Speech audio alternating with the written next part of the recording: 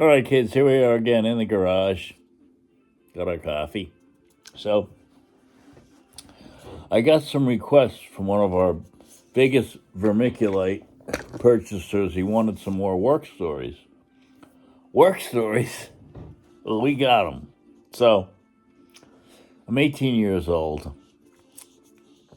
I walk into 196 Coolidge Avenue, Englewood, New Jersey, and my dreams were realized. I couldn't believe this place.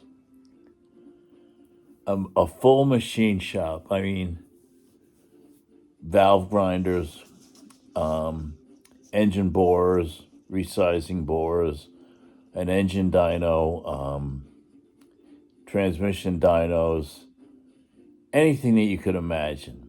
And I'm there, nobody's there yet, but Kurt was there. Kurt coming in his gigantic Chrysler, because in those days they told all the German fellows to assimilate. So buy the biggest American car you could buy. So he goes out and gets a Chrysler Newport, which is about half the size of this tenement. So he put 47 Krauts in the back seat. So anyway, so these guys start coming in, and these fucking guys are fucking lunatics, man. They ate Quaaludes like I'm drinking coffee, man. I mean, Quaaludes, the order of the day in this place. So, but, and I'll do one more here before I go any further. One day, Johnny Brazel pulls in his old, whatever it was, a 59 Ford, I think, with a V8 in it. And he pulls it in. I don't know what's going on. I don't know anything. Still fucking stupid, 18 years old. You don't know jack shit, right?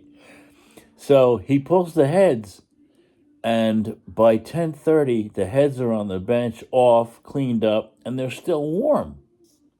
So I said to myself that very day, someday I'm going to be able to do that. And I did. So, but it gets better. By the end of the day, not only did he cut the valves, put in new valve seats, but he drove it home. That was his first drive, driving it home to Patterson. So anyway, getting back to these guys that I'm working with, these guys, they're fucking crazy, man. They're growing pot out in the yard there. They're ingesting drugs like there's no tomorrow. Alcohol is being drank like water. It's a frenzy. And I'm not, you had to say you had to have a thick skin to work there is putting it mildly. But I managed to get by because I think on my second day, Nenning, who was the leader of this perpetual group of misfits, tells me to grab a V8 block because Kurt wants it moved over there. So I grabbed it with one hand. The journals, no rods in it. So I just grabbed it by one of the journals and moved it from wherever it was. And he looked at Woodsy, and that was the end of anybody fucking with me. So, Kurt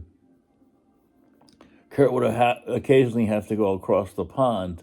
And before he went, he would get us, as he called us, get the animals together. So he goes, I'm going across the pond for 2 weeks. I don't want any calls over there that the animals are going crazy in the zoo.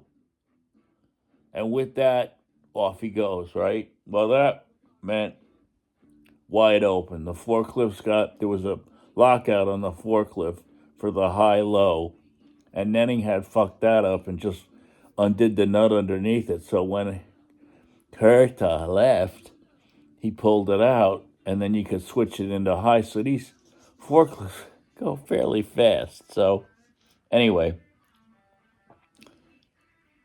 this is before the trucking industry got regulated and the Teamsters took over the Jersey City local, because it was so corrupt.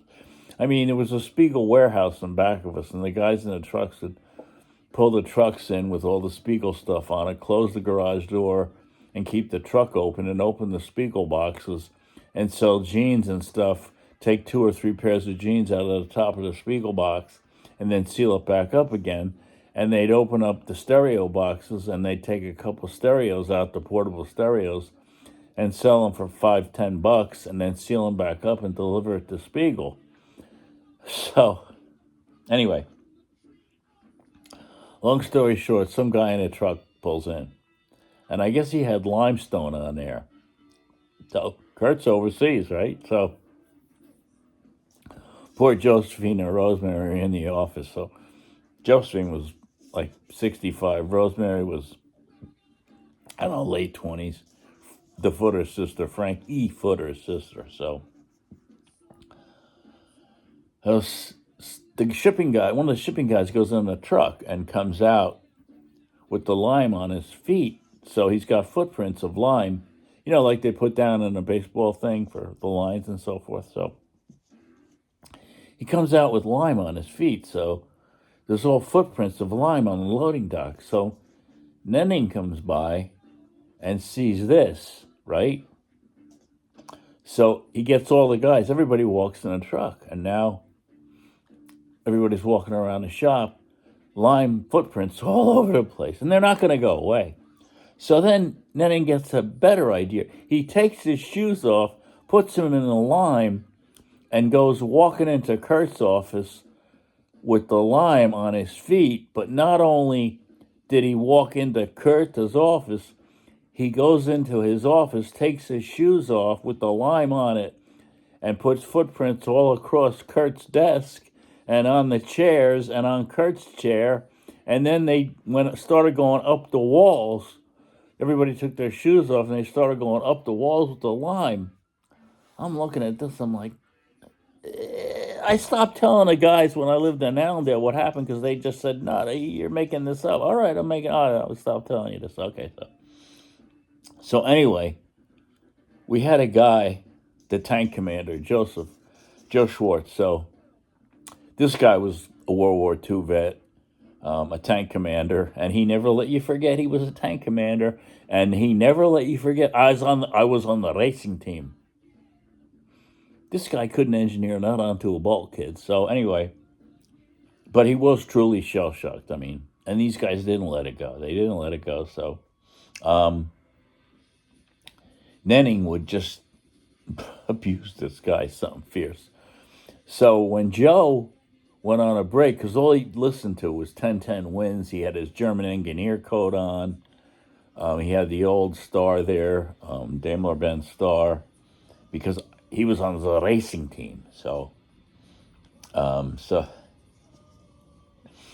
he goes on break, and he was always a man on a mission, So Nenning takes the phone and takes like charcoal briquettes and loads up the earpiece with charcoal briquettes and then loads up the receiver of the old phones with charcoal briquettes. So then he calls, and Schwartz in German means black. So Nenning would call him up. Is Joe Black there? No, this is Joe Schwartz. I want to speak to Joe Black. No Joe Black here.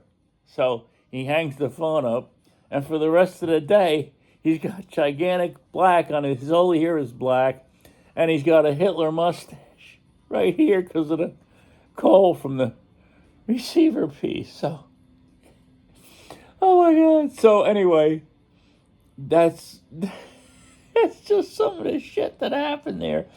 And so anyway, Germans and Jews, they have you might want to call a history. So the guy that rented the building to Daimler-Benz, his name was Rothman. I don't really know what his ethnic heritage is, but I'll take a stab that he's of the Jewish persuasion. So he's looking to kill these people on rent violations. So, the word comes down that he's going to be taking a tour of the place with his lawyers. So Kurt comes out and tells everybody, when you see these guys, suit guys, 3 guys, 4 guys walking around in suits, don't do anything. Just go in the break room, just don't do anything. So what does that translate to Fat Ray? Well, Fat Ray, I don't think I've ever met anybody that was lazier than this guy.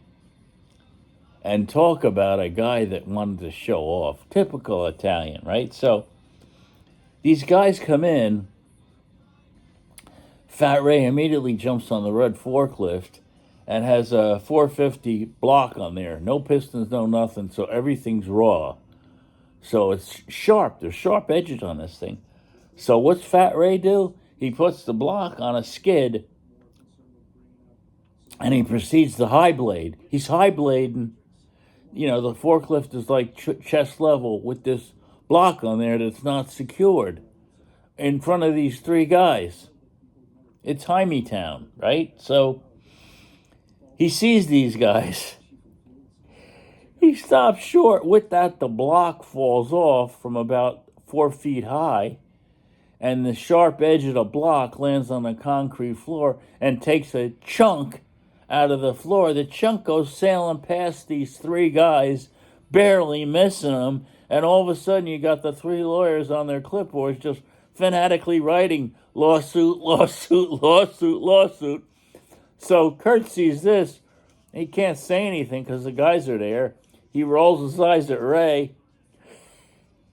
Ray starts, fatty, I didn't know. Here comes Nate. Nate, this black guy. We called him Nate the Snake. When he got in the jam, all he could do is, what I do, what I know, what I do, what I know, who'd I kill, what I know, who'd I kill. So I'm sitting there, I'm fucking dying, man, because these guys, you know, my relatives are from New York City, so they knew. My mother was constantly telling my father, don't hit that guy, he's a Jew, he'll sue you. Oh my God. So anyway, that's our story for today. Like and subscribe.